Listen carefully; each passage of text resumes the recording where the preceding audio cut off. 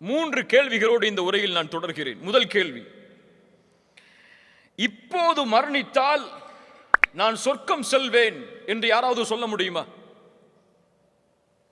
என்னிடத்திலே அமல் இருக்கிறது, நான் நல்ல அமல்களை செய்திருக்கிறேன், இப்ப மரணிச்சா எனக்கு சொர்க்கம் சொல்ல முடியுமா? யாராவது சொல்ல முடியுமா? ஆனால் எம்மை அறியாமலேயே அந்த எண்ணம் எமக்குள் இருக்கிறது. படித்தானே, நான் மரணமாக போகிறேன் என்று தெரிந்தால் சொர்க்கம் கிடைக்குமா என்று ஏங்குவானவன் என் அமலோடு. ஆனால் எந்த பயமும் எந்த நினைவும் இல்லாமல் எம்முடைய நாள் சென்று கொண்டிருக்கிறது என்றால், இன்னைக்கு மௌத்தானா ஜன்னத்துல் ஃபிர்தௌஸுடைய வாசல்ல இருப்பேன் நம்ம நினைச்சிட்டு இருக்கோம். ஆனா ஃபஜ்ர் கூட தொழுது இருக்க மாட்டோம் ஜமாத்தோட. அல்லாஹ் பாதுகாப்பானாக. எத்துணை பேர் சொல்ல முடியும்? அப்படி எண்ணினால் நீங்கள் மரணத்தை கேளுங்கள். நீங்கள் அல்லாஹுவை சந்திக்க விரும்பினால் அல்லாஹ் உங்களை சந்திக்க விரும்புவான். மரணத்தை எதிர்பாருங்கள். அதற்கு மேல் என்ன இருக்க முடியும் துன்யாவில்?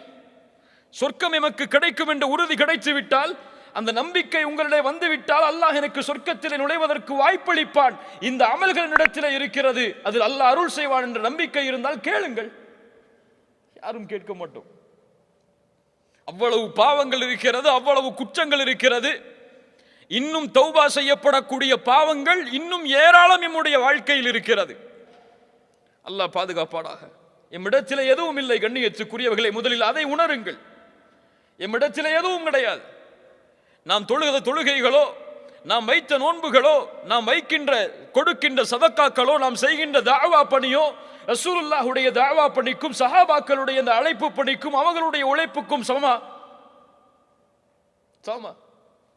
அந்த கூட்டத்தில் இருந்தவர்களை கூட ரசூலுல்லாஹி ஸல்லல்லாஹு அலைஹி வஸல்லம் ஒரு மனிதரை பார்த்து சொன்னார்கள், மக்கள் எல்லோரும் அவரை சொர்க்கவாதி என்று சொன்ன பொழுது அவர் நரகவாதி என்று. உஸ்மான் இப்னு மத்ஊன் மரண படுக்கையில் இருந்து மரணிக்கிறார். ரசூலுல்லாஹி ஸல்லல்லாஹு அலைஹி வஸல்லம் அவருடைய மரணத்தை சந்திப்பதற்காக வருகிறார்கள். உம்முல் ஆலா ரலியல்லாஹு அன்ஹா அன்சாரியா ரசூலுல்லாஹ்வுடைய வருகையை பார்த்தவுடன் சொன்னார், உஸ்மான், உன்னை அல்லாஹ் கண்ணியப்படுத்தி விட்டான். ரசூலுல்லாஹி ஸல்லல்லாஹு அலைஹி வஸல்லம் கேட்டார்கள், உம்முல் ஆலா, இந்த உஸ்மானை அல்லாஹ் கண்ணியப்படுத்தி விட்டான் என்று உனக்கு எப்படி தெரியும்? யா ரசூலுல்லாஹ், என்ன சொல்லுவது? ஆதரவு வைக்கிறேன் என்று சொல்லுங்கள். வல்லாஹி அன ரசூலுல்லாஹ் மா யுஃஅலு பி வலா பிக்கும், நான் அல்லாஹ்வுடைய ரசூல், எனக்கும் உங்களுக்கும் என்ன நிலைமை என்று எனக்கு தெரியாது. சொன்னது யார்? ரசூலுல்லாஹி ஸல்லல்லாஹு அலைஹி வஸல்லம். இரண்டாவது கேள்வி, இந்த நிலையில் நான் நிற்கிறேன். மணி என்ன? 7:35. எத்தனை நொடி? 7:35, 57 நொடி. இந்த நொடியில், இந்த நிமிடத்தில் நான் இருக்கிறேன். இந்த நிலையில் நான் நிற்கும் பொழுது என் ரப்பு என்னோடு சந்தோஷத்தோடு இருக்கிறானா? என்னைக்காவது கேட்டிருக்குமா இந்த கேள்விய? என் ரப்பு என்னோடு மகிழ்ச்சியோடு இருக்கும் நிலையில் தான் இந்த நிமிடத்தில் நான் வாழ்கிறேனா? என் வீட்டில் என் மனைவி என்னோட கோவப்பட்டா, என்னுடைய பிள்ளைகள் கோவப்பட்டு விட்டால் எப்படி அவர்களை சமாதானப்படுத்துவது, எப்படி அவர்களை திருப்தி அடைய செய்வதென்று நான் ஒரு திட்டம் தீட்டுகிறேன். அப்படியா இல்லையா? என்னுடைய நண்பன் என் மீது கோவப்பட்டு விட்டால் 2 நாள் போகக்கூடாது, எப்படியாவது அவனை சமாதானப்படுத்தி என்னோடு அவன் பேசணும், மறுபடியும் அந்த மகிழ்ச்சியை 2 பேரும் பரிமாறணும் நினைக்கிறோம். ஆனால் ஏன் அல்லாஹ்வை மறந்தோம்? அல்லாஹ் என் மீது மகிழ்ச்சியான நிலைமையில் தான் இந்த பூமியில் நான் வாழ்கிறேனா? இந்த நிலையில் என் மரணம் என்னை சந்தித்தால் அல்லாஹ் என்னை பொருந்திய நிலையில் தான் என்னை ஏற்றுக்கொள்வானா? துணை பேருக்கு தெரியும். யா அய்யத்துஹன் நஃப்ஸுல் முத்மஇன்னா இர்ஜிஇ இலா ரப்பிகி ராதியத்தம் மர்தியா. சுப்ஹானல்லாஹ், என்ன அழைப்பு அது! இந்த அழைப்போடு தான் மலக்குல் மௌத் என்னை அழைப்பாரா? யார் உறுதி கொடுக்க முடியும்? அவ்வளவு பாவங்கள் இருக்கிறது எம்மிடத்தில், அவ்வளவு குற்றங்கள் இருக்கிறது. அல்லாஹுவை மகிழ்ச்சிப்படுத்தக்கூடிய காரியத்தை இன்னும் நாம் தொடங்கவே இல்லை. அதற்குள் எங்கே அல்லாஹ்வின் திருப்தியை அடைவது? மூன்றாவது கேள்வி, இந்த ஹதீஸ் ஞாபகம் இருக்கிறதா நமக்கு? மன் கான ஆகிரு கலாமிஹி லா இலாஹ இல்லல்லாஹ் தஹலல் ஜன்னஹ். எல்லாருக்கும் அர்த்தம் தெரியும், சொல்லுங்க.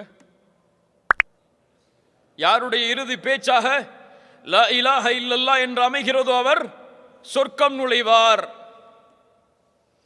என்னைக்காவது யோசிச்சு பார்த்திருக்கோமா? இந்த கலிமாவோடு மரணிப்பதற்கு அல்லாஹ் எனக்கு வாய்ப்பளிப்பானா? இது முடியாது. இதற்கென்று நீங்கள் ஒரு பிராக்டிஸ் செய்து இதற்கென்று தயாரித்தெல்லாம் முடியாது. இன்று ஏற்படக்கூடிய மரணங்கள் இதற்கெல்லாம் வழி கொடுக்குமா என்று கூட தெரியாது. திடீர் மரணங்கள் எத்துணை கேள்விப்படுகிறோம். முன்னால் காலம் இருந்தது, அவர் சொல்லிவிட்டு செல்லுவார். இப்போதெல்லாம் மரணம் என்பது எப்போது வருகிறது, யாருக்கு வருகிறது, எப்படி வருகிறது என்று யாரும் சொல்ல முடியாது. உதாரணத்திற்கு கலிவறையை அடைத்து கலிவறையை திறப்பேன் என்று யாரும் உறுதி கொடுக்க முடியாது. அதான் வாழ்க்கை. இப்படிப்பட்ட வாழ்க்கையில் வாழக்கூடிய நாம் இந்த ஹதீஸை நம்முடைய வாழ்வில் செயல்படுத்துவோம். என் மரண தருவாய் இந்த கலிமாவோடு தான் முடியும் என்ற எண்ணம் எமக்கு இருக்கிறதா? ஆனால் யாருக்கு இருந்தது தெரியுமா? இந்த துன்யாவுடைய ஆசை, துன்யாவுடைய மோகம், இந்த சூனியம் எம்மை மயக்கடித்து விட்டது. அந்த நினைவுகளை விட்டெல்லாம் இப்னு ஜௌசி ரஹிமஹுல்லாஹ் அவர்கள் அழகாக சொல்லுவார்கள், இந்த துன்யாவுடைய சிஹர் சூனியம் என்பது, இந்த துன்யாவுடைய சூனியம் என்பது ஹாரூத் மாரூத் கற்றுக் கொடுக்க வந்த சூனியத்தை விட மோசமானது. அந்த சூனியம் யாரை பிரிக்க வந்தது?